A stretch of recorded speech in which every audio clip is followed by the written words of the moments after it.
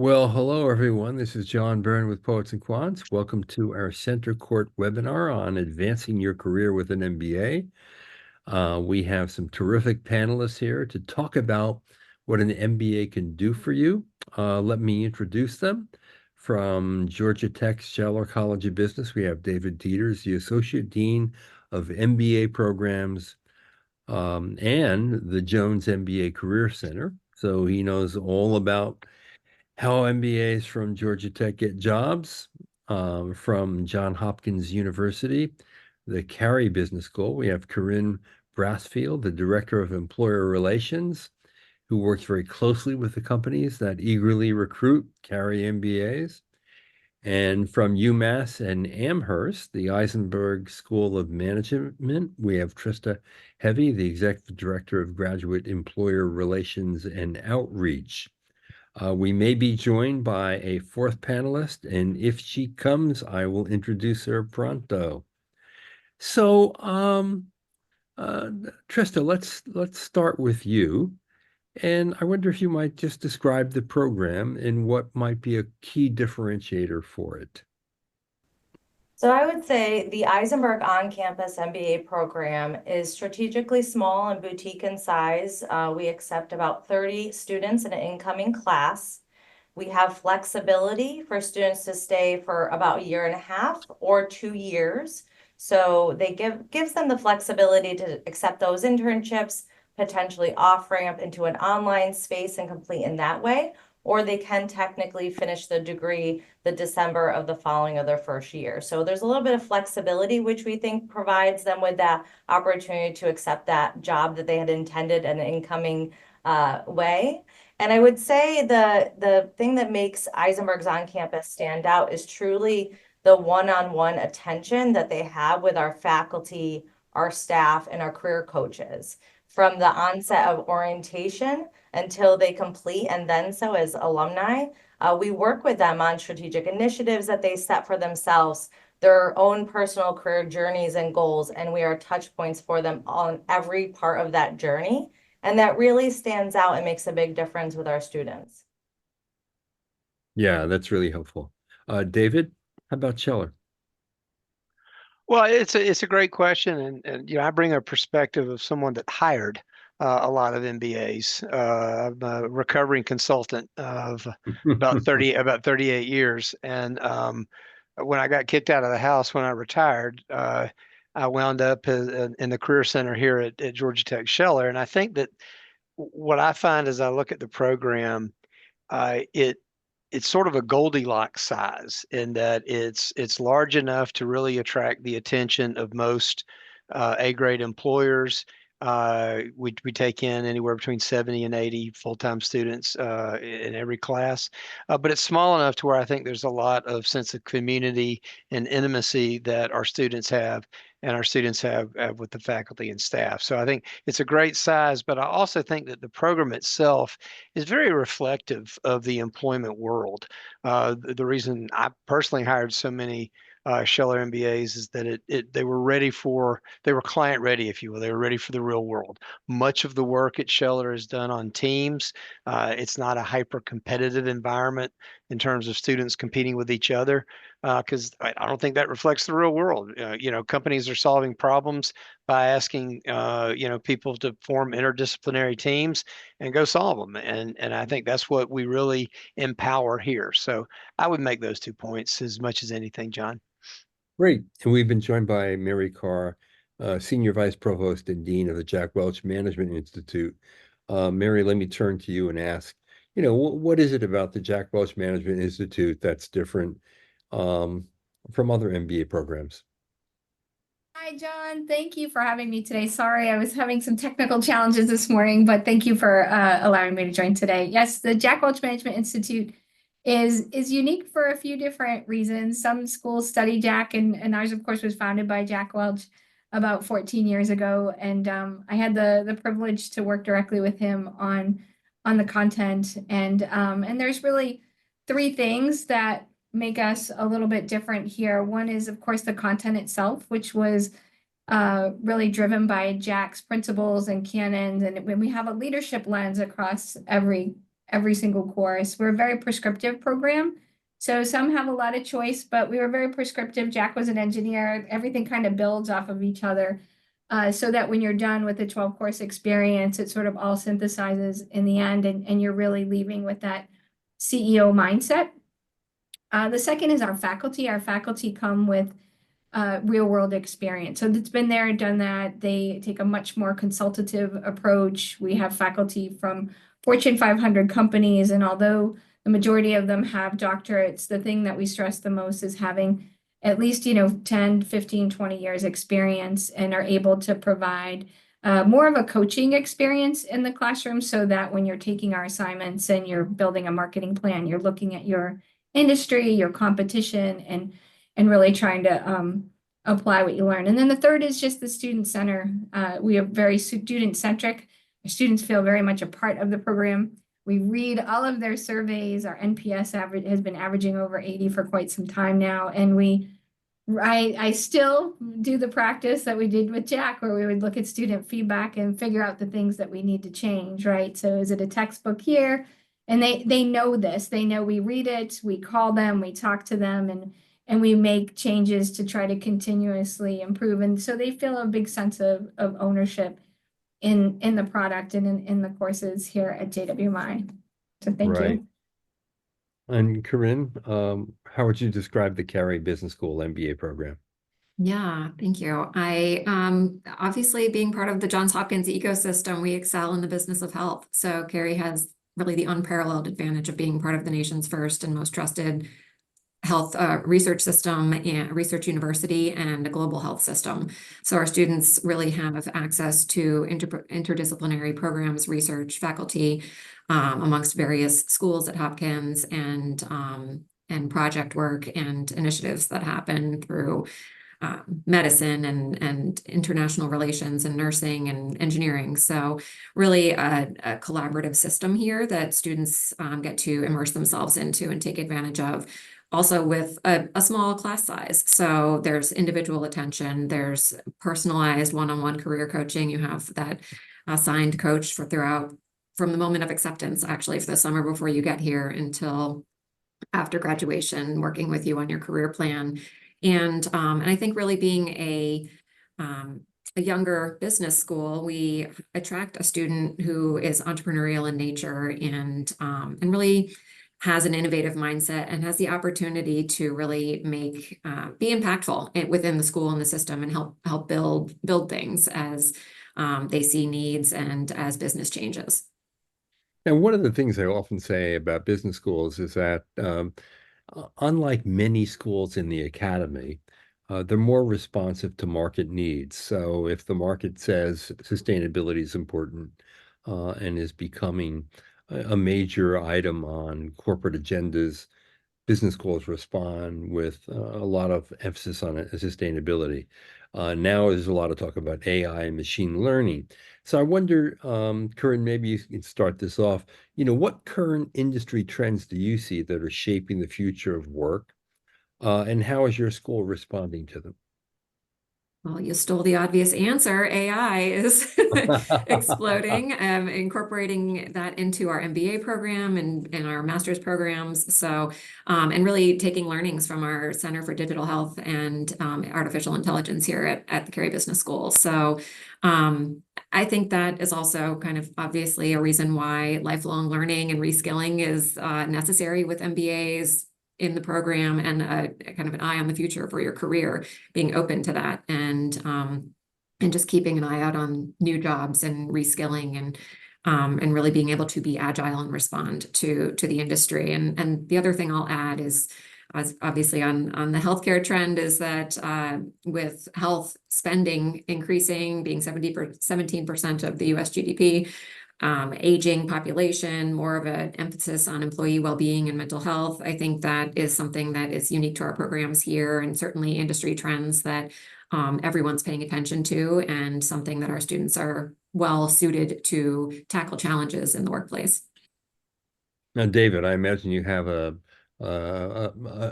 good answer to this, given your years as a consultant and in the workplace who actually hired MBAs. Well, it's actually a real subtle question. I mean, because if you, the Mm, obvious answer is AI, but you have to yeah. look to me at what's different about AI. As I think back, you know, since I started my career right when the Earth was cooling, you know, some of the big trends are things like distributed computing you know, you may remember the year 2000, we called it Y2K. It was a Oh, huge yes. deal. I mean, there were huge organizations built around that. Cloud computing has been a massive trend. But it was, as I look at AI, the thing that's really different than those other things is that when it comes to employers, it is assumed that a rising, you know, MBA grad is in command of the AI as a tool and can productively put it to work and use it. You know, these other things were things for consultants to go make a lot of money on, or you know, you could just maybe stay out of their way and know what they were.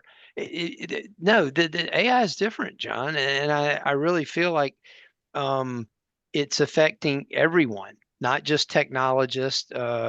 Or you could maybe assume the other, that we all better be technologists, and that if you really don't know how to frame a question to a large language model, or if you don't really understand how to use it productively and ethically, you're going to be behind. And I think that's the biggest trend, is the assumption from employers that you can put it to work. Yeah, and the other interesting thing about AI that many people who maybe have not gone to business school may not know is that while we may be familiar with ChatGPT 4 and soon it will be 5 by the end of the year, most companies are using more proprietary AI engines to basically leverage the data that they have in-house. And in many cases, it's even discipline oriented. So if you're in You're finance, exactly right. I mean, AI for, right. yeah, They're tweaking models so that their proprietary data can be used. And again, that means it's even more incumbent right. on the manager and the leader to be able to leverage that tool. And so uh, it's an imperative. So what we're doing, you know, at Schellers, I suspect a lot of schools are. I mean, you know, it is built into the curriculum. I mean, to complete the work in a course, it is expected, you know, that a student is going to learn how and then put these tools to use. And there's an awful lot of instruction on how to best use the tools. But, you know, we're trying to, you know, to mimic what will be expected out in the employment world. And Mary, I know you just started a concentration in AI at the Jack Welch Management Institute. So I'm assuming AI is on the radar screen as a bullseye for things that are shaping the future of work in your Yes. program. Yeah, there's been three different ways that we've been kind of, really exploring or navigating through AI. One is the concentration itself, with the idea that students will learn about AI from a kind of personal level to a industry level to a global, perspective in terms of how it's changing workforce trends. But then the second way is really AI across the curriculum, is what we're calling it, and understanding how is AI impacting you if you work in human resources, from resumes and LinkedIn and all the things to financial modeling and your finance course. And so really going in each course and saying the impact of AI from that perspective. And then the third is really working with our faculty. And this has been kind of fun to get them to use it, right? So I need my faculty to love it as much as my students. And so the faculty, working with them on how to make their life a little bit easier and optimize, sort of enables them to help our students have that conversation. And so our faculty are deep diving into how to use it in the way that they teach and communicate with students. And so I think we're all kind of navigating it together and partnering with other great schools, like everybody here, to say, what are you doing? What are you sharing best practices? I do feel like we're all connected on this one, and hopefully, and all boats rise by working together on this one for sure. Now, Trista, feel free to join in on the AI conversation that we're having, or we can move on and go to my next question. Up to you.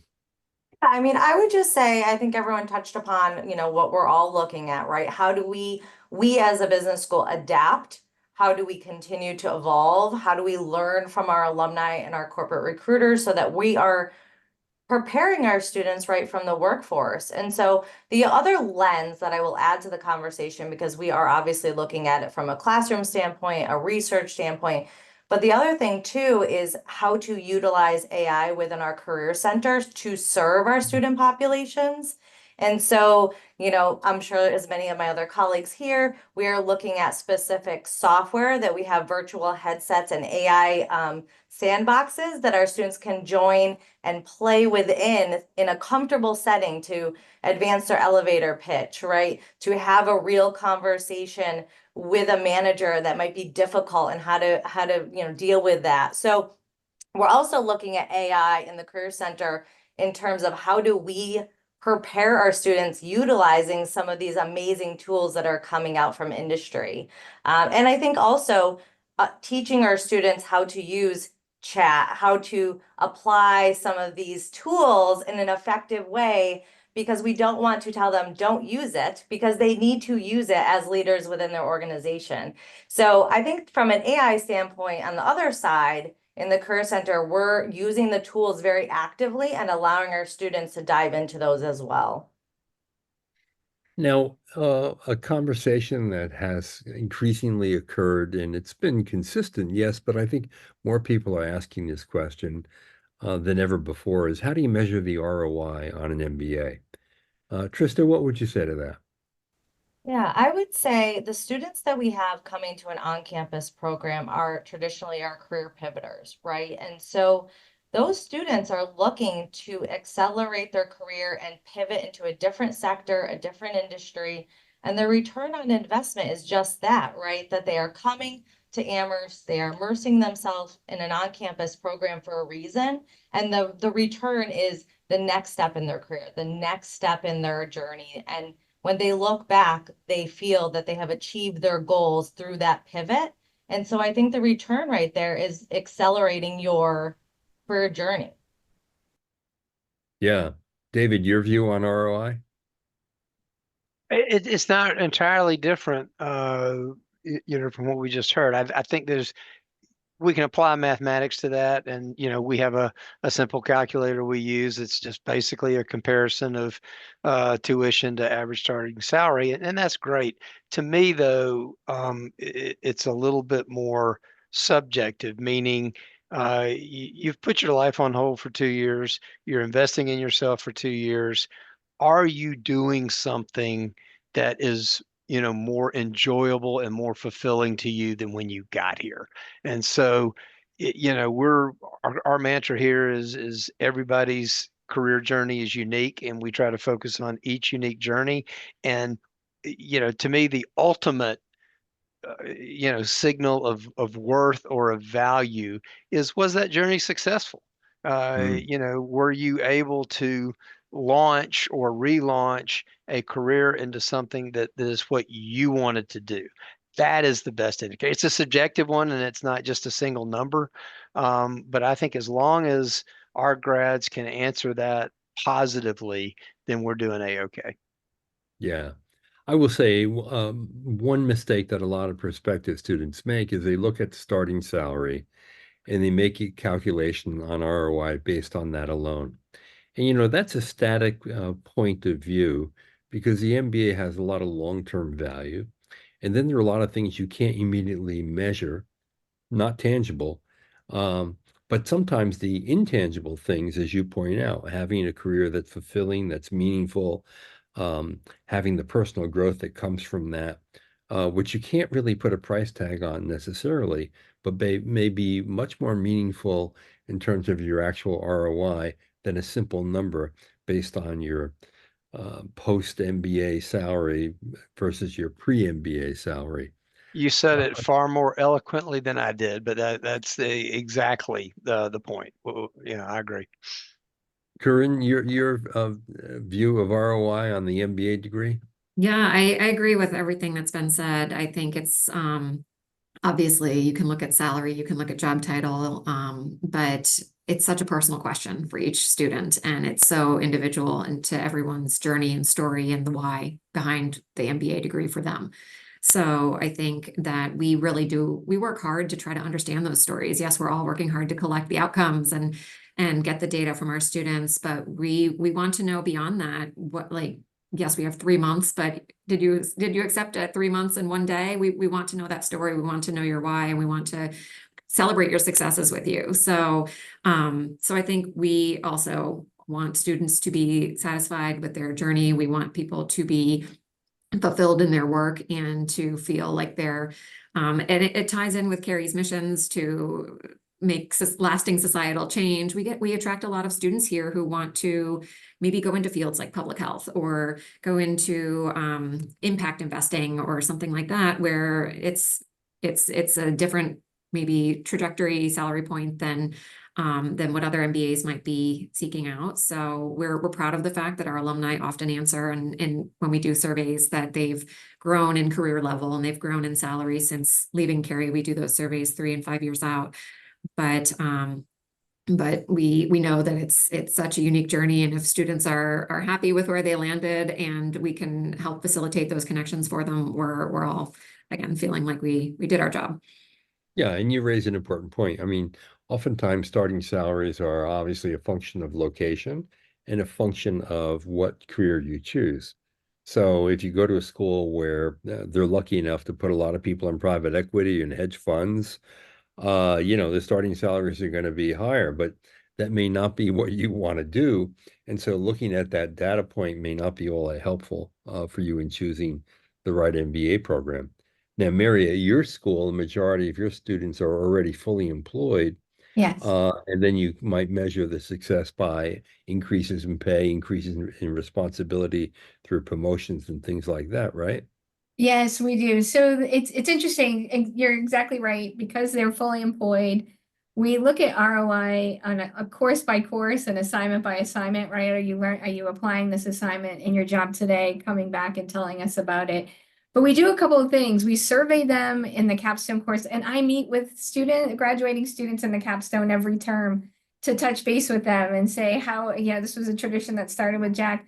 How did we do? What should we change? What worked? And in the capstone survey, we still, luckily, 2 out of 3 are getting a promotion or raise in the journey. 99% are saying they're more confident when they're leaving, which is one of the biggest things that we look for, is your confidence and gravitas as you exit the program.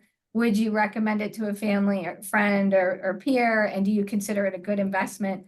But it's really the stories. Now, in today's world, a lot of the stories that I get are not just whether or not you got a raise or promotion, but believe it or not, Mary, I found out that my company that I work for is terrible, and I went and got a new job and I'm happier in this role. Or I took my entrepreneurship project that I had in my entrepreneurship class and I brought it to life and I started a new company. And so how they define ROI and how the student defines ROI is really important for us to understand up front. And then by going through this program, were you able to bring that to life? So we're able to do that through surveys, and honestly, just sitting down and chatting with them and getting those stories and testimonials, and then advice on what we can do better from them is really where we get all of our input on ROI. And Mary, since you raised the issue of entrepreneurship, it should be said that MBA programs are great laboratories to incubate a business idea. You have plenty of guinea pigs and your fellow students to try something out. You have faculty who are eager to mentor you. At many schools, there are grants of money, so you have some seed capital to play with. And if you fall on your face, hey, it's okay. You were in this laboratory, you tried your best, and you probably learned a lot from it. And I wonder, in your school at Jack Welch, do you have probably a good number of people who, even if they don't want to start a business right now, they may want to start a side hustle, get Yes. it going before quitting their job and going full time on it, right? Yeah, 100%. So our entrepreneurial course is really, it's entrepreneurship or intrapreneurship. So you have the option. I want to take an idea I have now and bring it to life within my current existing company, or I have a side hustle and I want to bring it to life. Talking to a student who's really passionate about helping adults with autism find jobs in Toronto is a good example. I just met with that student, and this was a passion of his. And so he's bringing that to life now, but he presented it in his entrepreneurship course with, folks who have been there and done that. And so they've been giving him some coaching and advice. And even when our students leave, many of our faculty still stay connected and try to help guide our students along the pathway that makes sense for them. But yes, you're 100% right. Some will bring it to life. Some will still take those ideas within their company too, to say, hey, I think we should try this product line or that. And it's a tremendous opportunity to share one with your boss that you're in an MBA program and you're trying to invest in yourself. But then it's also a safer space even within your company to bring something to life and to get feedback from, senior leaders on your journey in the program, which I think is another adds to that ROI for the student. Now, David, you oversee the Career Center in part among your different duties at the school. And I wonder, what's your sense of the MBA job market right now? There are jobs, but the volume is just not there. So, John, an employer that might be, across the country, looking for 100 MBAs coming out of COVID, might be looking for 10 now. So, I think, we have to look from sector to sector to sector. I think one thing that is a really interesting indicator is we had last year's intern class. We had a lot of folks that were pursuing some other things. So we only had about 67 or 68 seekers of internships, and they went with 49 different enterprises. Whoa. And that's a lot of work on your end. Well, it's a great story.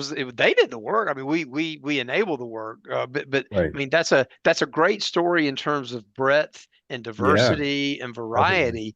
But it's also a great indicator of these world-class brand name companies. They are they're still trying to invest in the future. But I think that it's just not as much volume. The other thing that I think we have to say is that traditionally, and this, the MBA is a degree of potential. Okay, an employer will hire an MBA because they are a future leader. What they do in the first 6 or 8 months, sure, it's important, but it's not the reason to make a hiring decision. That's why we have things like leadership development programs. I would say the market increasingly needs to see skills. In addition to potential, the market increasingly needs to see, hey, what are you bringing to the party in the next, in your first 6 months? And we are working really, really hard to showcase, those things with our students. So I think that's one of the biggest changes in the market right now. Corinne, I'm assuming you're seeing the same things, and I wonder then, what skills are employers looking for in your graduates? Yeah, it's funny you say that. We just created a skills dashboard for our MBAs, so we wanted to pull the information we could. Boy, did I set you up. You How did. about that? Thank you. And we want to improve this tool. We know it's something that's very valuable. It's something I've been talking with our program teams about and really kind of honing in on what are the marketable skills that we can promote to these employers, because that's what they want to know. So I think the constants are always there.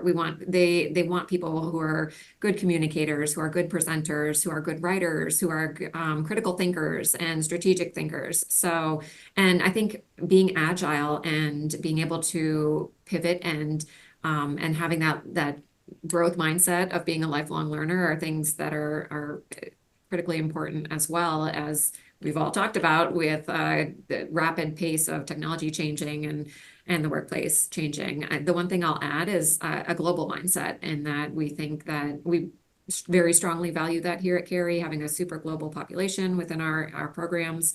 I believe we have 72 countries represented within our master's and MBA programs. So really having this microcosm of working with people from different parts of the world, working in different modalities and communicating, and the communication challenges that one faces in group work. I think that's uber important in the workplace and something that employers are really valuing and seeking out in candidates. Yeah, the interesting thing, and over the years, this has become more true.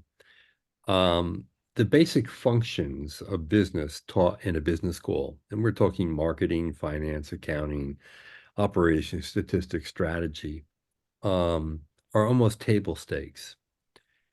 We hardly ever speak of them, and yet, it's the core curriculum. And what we talk about is the professional development, the leadership development, um, the presentation skills, the ability to persuade others, to the ability to think entrepreneurially, so that you can do more with less, and to think globally. And these are the things that business schools teach. And these are the things that oftentimes employers want instead of accounting, finance, statistics, marketing, operations, and strategy, which they just assume you'll have. Trista, am I right or wrong? Yeah, I mean, I would say too, I'd agree with everything you said. And I think that when we work with employers, they're looking for good like talent, right? They're looking for people with soft skills. They're looking for people who, like you mentioned, have the ability to adapt in situations and overcome obstacles and look critically at situations and also just work in a team environment and be good stewards of the business. And so a lot of the conversations, right, in this hard job market is to put yourself out there and to network and to look at the hidden job market, to utilize the alumni base, and to really lean in on some of those soft skills.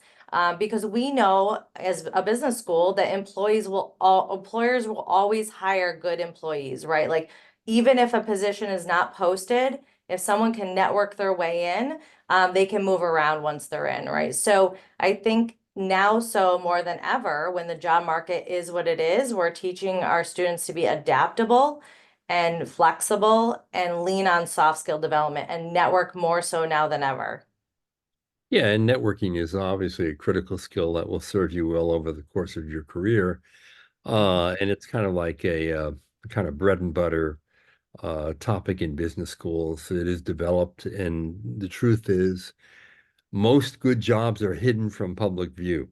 And you find them through networking, and that's really the key to a lot of success.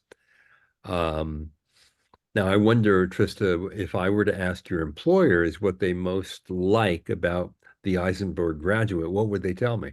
I would say when employers come back and they say, why did I hire from Isenberg?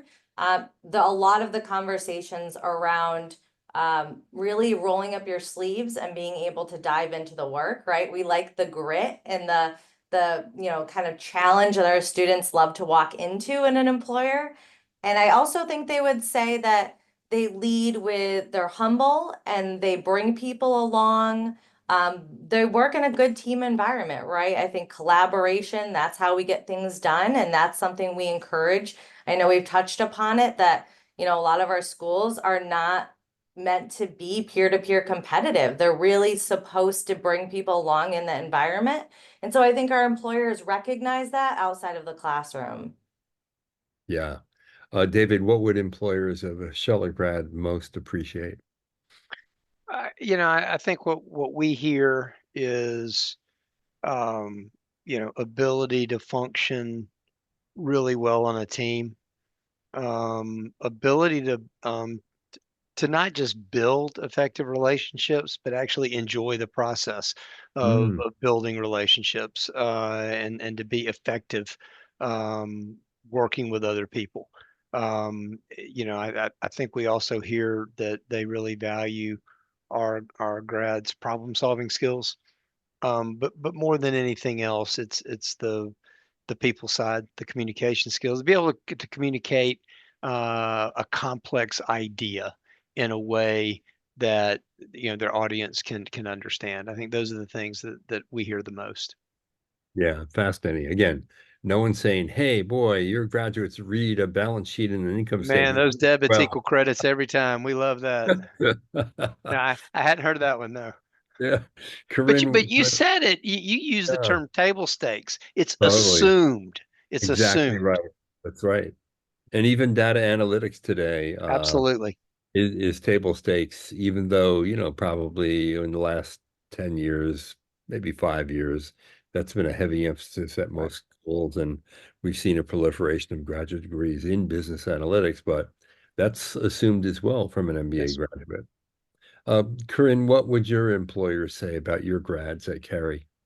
I mean, similar to some of the things that have been shared, I think one thing that stands out to me is creating a new hiring program with an investment bank a couple of years ago, getting 2 pre-MBAs in there. And the feedback was that they were humble and they were curious and they wanted to learn.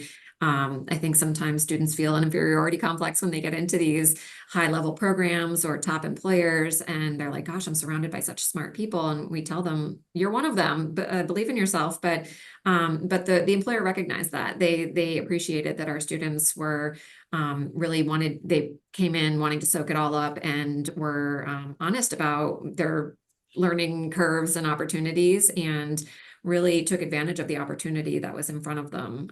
I think of that along with drive and openness to express ideas and kind of being self-directed, not an intern or a hire that has to be told what to do next, but dive right into the project and make meaningful contributions. So Yeah. those are some of the things that have stood out. And I think this is important for people out there because, the days when companies hired people and they put them in rotation programs and didn't expect them to contribute for 6 months to a year have long been over. All the delayering that occurred in corporate structures back in the 1980s and 90s means that when you're hired, you're expected to jump in the job and make a contribution immediately. And business schools know that, and they get their people job ready to perform immediately when they're hired.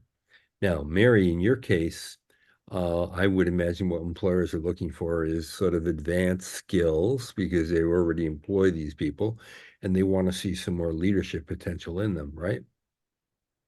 Absolutely. I think, we still teach what Jack would say, right? So, when you become a leader, it's not about you, it's about the team. And then there's really some canons and principles that are timeless. It's just about how you apply it today. So we teach this thing called the 4 E's and a P that belong to Jack. And that's, do you have energy? Can you energize others? Can you execute? Can you get it done? Do you have edge? Can you make decisions? And are you passionate about what you do? And so our students really know that. They know it when they come in and they know it when they come out. And being able to exude that on the job makes all the difference. So the 8 leadership lessons that Jack teaches, all of those things are woven throughout the program. But really what we have to do every day is really emphasize how are you over delivering on the job? How have you shown that you can execute? What tough decisions have you made lately?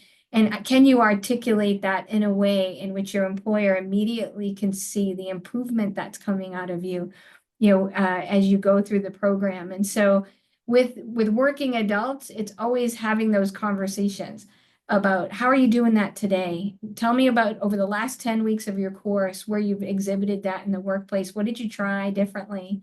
And how did you apply it? So those are the ways in which we try to make sure that our employers because many of our employers are using students use tuition assistance. So they have to go back to their employer and demonstrate, not only their grade, but how they're applying that because their employer is paying for the degree. And we partner with a lot of different employers, globally that will help pay and fund tuition for students. And so that's a big element that we want to instill in them is showing it while you're going through. You don't wait till the end. You got to be doing this on a weekly basis. Right. Now, David, since you were on the other side of the fence, meaning you were a consultant who worked with and hired new talent, and then you went on the inside, I wonder what the biggest surprise was for you. Oh man. Golly, John, I wasn't prepared for that. That's a fair question. I think um, the biggest surprise to me is the zeal of the students to learn. Yeah. The desire to be prepared. I think that one of the things that does differentiate an MBA from other advanced degrees is I think the MBA is a very target-based degree, and I think as students pursue their target, regardless of what it is, regardless of what discipline they want to pursue, that just the eagerness to tap into every resource imaginable to prepare them to represent their very best selves into that targeted domain. It's been really remarkable. It's been fun to watch. It's very engaging. Yeah, and I think there's a certain kind of person that is immediately attracted to an MBA program. Right. That's a person who takes their career seriously. That's a person who is ambitious and smart. That's a person who really wants to make a meaningful contribution in life and not just have a job. It is, but and I think that my biggest foe, if you will, enemy is that this whole notion of what we touched on earlier of students and prospective students having imposter syndrome. I mean, we're blessed here with a wonderful population of veterans that come in from the service, of service oriented, people that come in from the Peace Corps, or school teachers, or people coming in from the arts that want to pivot into something different. And it's lovely to see. And that's why, I made the comment earlier that every career journey is unique. Even if two students want the same outcome, they're starting from different places. So their journey is different. And it's so much fun. Fostering the resources to them so that that they can pursue those dreams. And it's just it really, I don't think any other advanced degree has that kind of dynamic. Yeah, I think that's right. Now, Corinne, what advice would you have for a prospective student in finding the right program for him or her? Yeah, that's a great question. I would advise students, prospective students, to kind of really do their research and first kind of do the internal research. What are your goals? What's the endpoint for you, or what would be a couple things you want to strive for, and then what resources do these schools have that I would want to take advantage of to help explore those curiosities while I'm in the program. Talk to student ambassadors, talk to staff ambassadors, talk to alumni ambassadors throughout your admissions process, and really learn about people's different, as we've all talked about, everyone's experience is different. Everyone's going to have taken advantage of different programs, different offerings that every school has. So take time to learn about them. And I think you can also gain some insight into following the schools on social, whether it be professional social on LinkedIn or Instagram, where there might be more stories around day in the day student life of what's happening within those campuses or schools. So yeah, I would say internal research, and then really kind of having lots of conversations, doing the informational interviews with individuals associated with the school beforehand. Mary, your advice? For students coming in, I would say think about affordability, flexibility, and then what it is you want to gain, what your personal ROI is that you want to gain from the program. And then do the research, like everyone else said, talk to alumni, talk to a few schools, check out, the different social media outlets, and really get a sense of what it is you want to be, where you want to be at the end of that journey, wherever you decide to go. And then partner yourself with the school that makes sense for you, for your budget, right? And makes sense for your lifestyle. So if you want to work and you want to go online, this is a great place for you. But if you want to go full time, and that might be, there's other amazing options that work for you and your style and what is most important to you as an individual. So I would say talk to as many folks as you can, and then set aside for yourself what it is that's most important to you and what your personal ROI is you hope to achieve when you're done. And you have lots of folks who are willing to help you out. David, last words. Well, as we say in our communication class, yes, and. I have a little bit different perspective, John. And this might be surprising given that I'm kind of in the outcome business. Outcomes are important, and all the things that you've just heard are very important, but it's also 2 years of your life. Do a little bit of research into the experience. That's a big deal. I mean, your MBA classmates, your business school classmates are going to be the fundamental core of your network for the rest of your career. They ought to be people you enjoy being around. And so I really urge prospective students to, as best they can, get a good idea of what the experience is going to be like and make sure it's one that you're going to enjoy and prosper in. Yeah, good advice, David. Well, David, thank you for joining us from Georgia Tech, Scheller College of Business. Thank you, John. Mary, thanks for attending from the Jack Welch Management Institute. And Corinne from Johns Hopkins University Carey Business School, thank you. And finally, Trista, thanks for attending from UMass Isenberg School of Management. And for all of you out there, good luck with your MBA journey. I'm going to offer one last piece of advice to all of you in choosing the right program. Ignore rankings. Rankings fail to measure what David just mentioned, the true educational or student experience that you enjoy as a student. All the learning you get, all the bonding you make, friendships that will endure over a lifetime, and a network that will provide a safety net and an opportunity net. So when things go bad for you in your career, you have that safety net. And when new opportunities open that might not be visible to you, you will find them out through that network. In any case, thanks for watching. This is John Byrne with Poets and Quants.